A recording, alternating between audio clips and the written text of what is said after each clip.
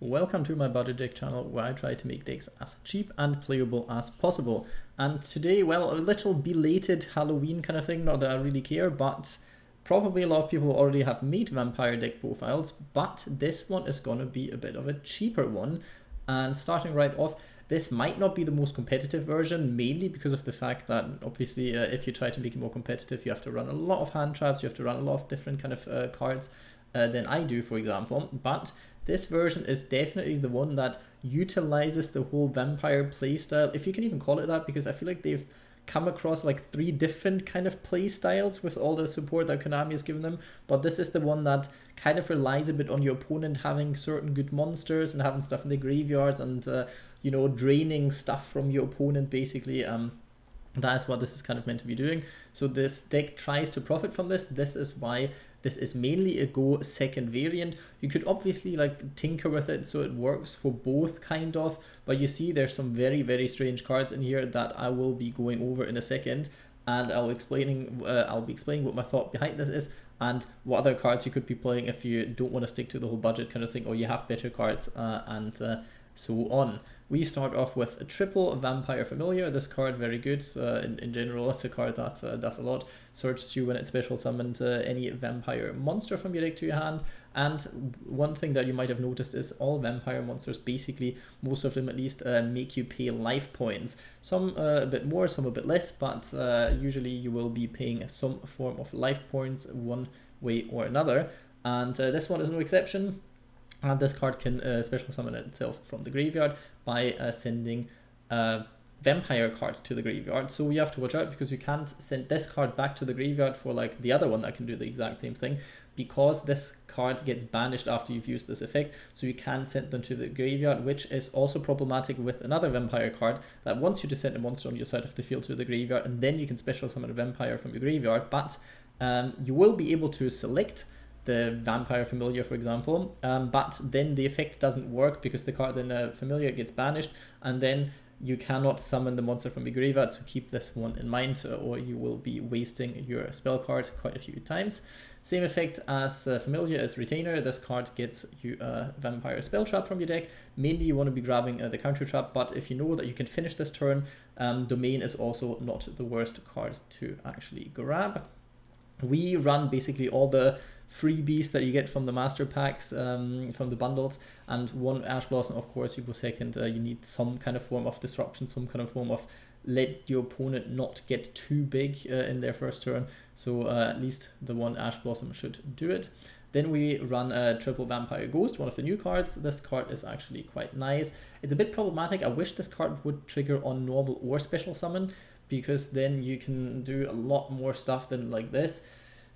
The problem with vampires is they kind of rely on your normal summoning, but they have like some ways to let you normal summon multiple times per turn, but also they don't really have that good of an engine to like get you tribute fodder on board and get you monsters back into your hand that you then can tribute summon or in general normal summon. It works for your first turn and it works quite well, but from that point onwards the grind game sadly isn't too good if you don't have already something established on your board. If you do have certain cards and your opponent doesn't take them away from you, then you will be fine in the grind kind of game, but if you actually lose most of your cards, you will not be able to really recover from this, which is still a big weakness of this deck. But this card does it all, sets up your whole vampire plays, and you can banish it as a quick effect from your graveyard to normal summon a vampire monster, which is quite nice. Sadly, that doesn't work in conjunction with our next card, Vampire Sorcerer, because this card is not a quick effect.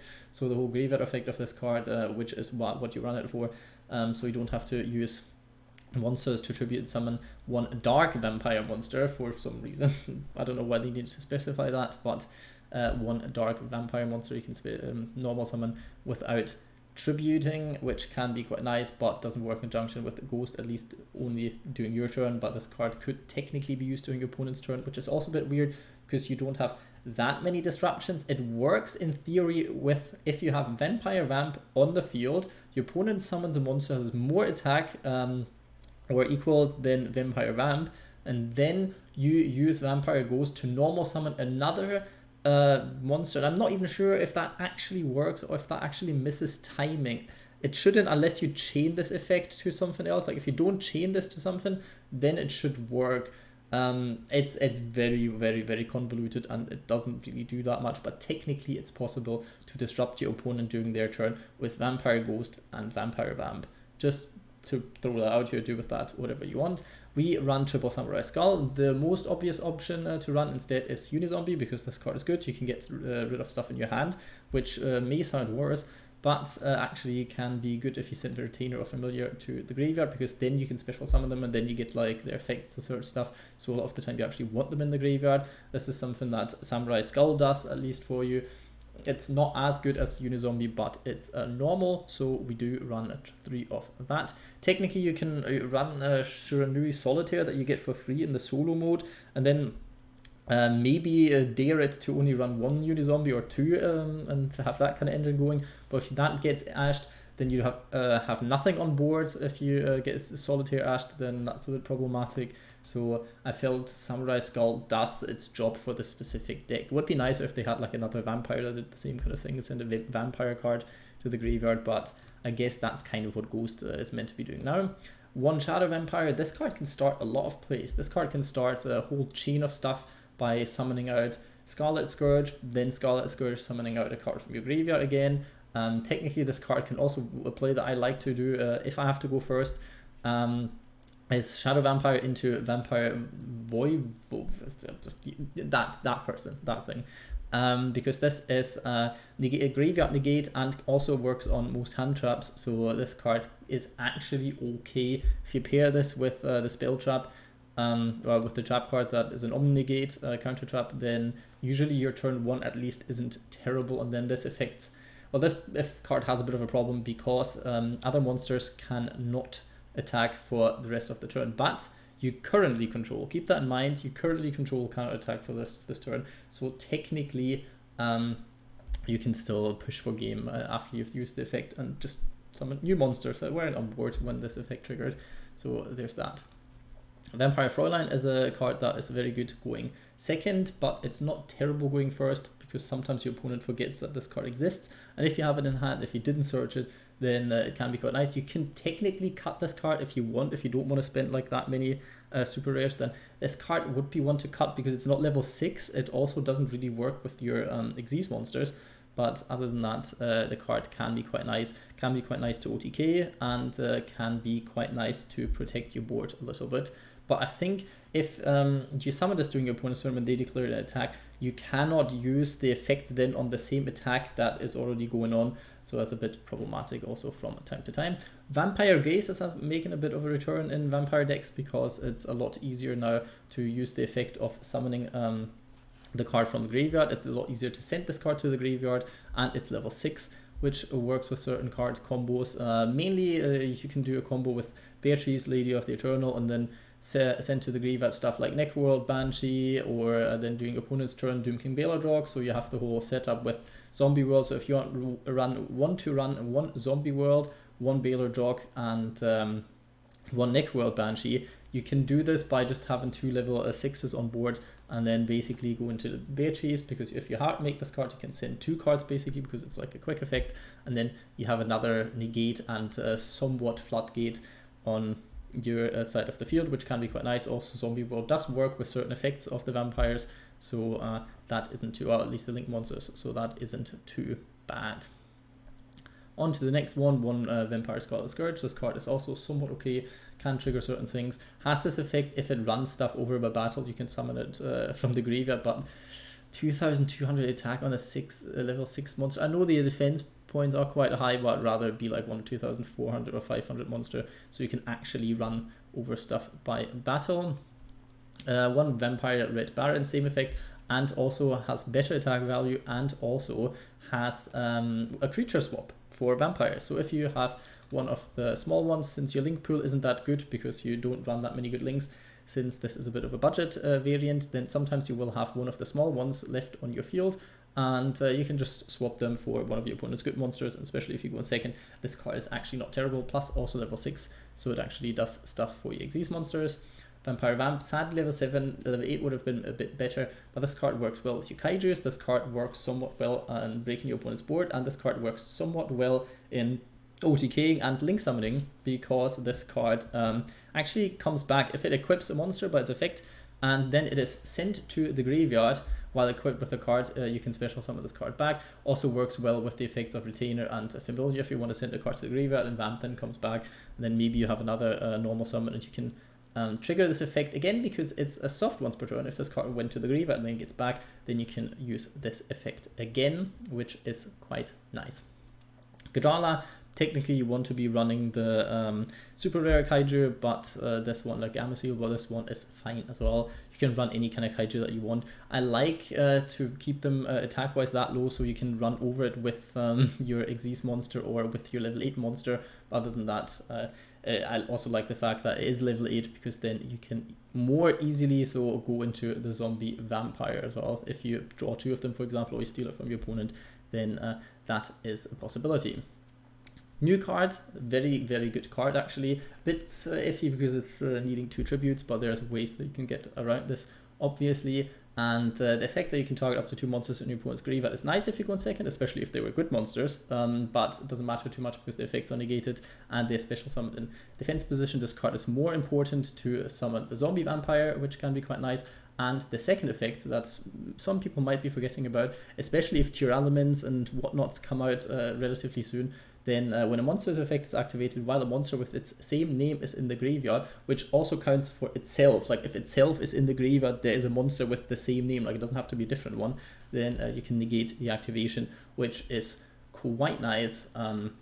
And this has some kind of recursion effect. If a monster is special summoned from your opponent's graveyard, you can attribute 2 monsters and special summon this card back, but it doesn't do anything on special summon, only does stuff on normal summon, so usually you don't want to be attributing 2 monsters to get this card back, but in certain matchups this negate can be worth it. We have 1 Raigeki because you get this card for free and it's good going second, and it clears your opponent's board and sends stuff to the graveyard. Well, it doesn't send, but destroys, so your opponent will have monsters in the graveyard. Monster Reborn to get monsters from your graveyard or your opponent's graveyard. You see where this is going back, and this can be quite helpful. Soul Taker, a card that I like, and I just wanted to put in. Usually like the life point gain to your opponent doesn't matter overly, and it's not once per turn, and it's quite good going second because you can destroy 1 card, but there's obviously, like, if you have triple Lightning Storm, play triple Lightning Storm. If you have multiple Raigekis, play multiple Raigekis. You could even play Lightning Vortex, which might even be better in the context because some of your vampire stuff, for example Familiar, for example Retainer, for example Ghost, for example Grace, for example Sorcerer, they want to be in the graveyard, so might as well do them that favor and play Lightning Vortex instead. But I just wanted to mention this card, and obviously I will be discussing other options like I always do. Vampire's Desire, good starter if you have a monster you can normal summon, which you usually should have, and it doesn't only work on vampires as well. You can send 1 of your cards to the graveyard, 1 vampire monster with a different level, but that is fine. Also technically then it level modulates, so you can work around like certain Xyz kind of things, so this is also not too bad, and technically you can get 1 vampire monster from your graveyard back, but I rarely use that effect if at all.